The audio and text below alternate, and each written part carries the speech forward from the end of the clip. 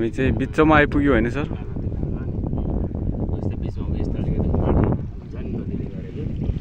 Sir जाँदै पारे अर्को नाउ बस्या छ। के गर्नु हामीले लगभग 2टा नाउ चढिसकेका छौँ कोशी टप्पु पुग्नलाई। बिचमा हल्का हिड्नु पर्दो रहेछ, अझै हिड्नु पर्छ 1 घण्टा हैन। श्रीलङ्का टापु चिनिन्छ हैन। तर यो टप्पुमा चाहिँ अर्नाको लागि चाहिँ धेरै फेमस रहेछ र त्यस्तै पँधेर पाइदो रहेछ।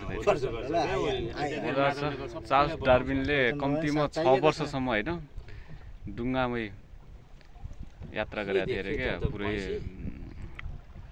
अध्ययनको लागि, यो जीवहरूको अध्ययनको लागि। तर त्यसको अनुभव त नभनौँ, तर दिनमा डुङ्गा चढ्न धेरै मजा आउँदो रहेछ सर।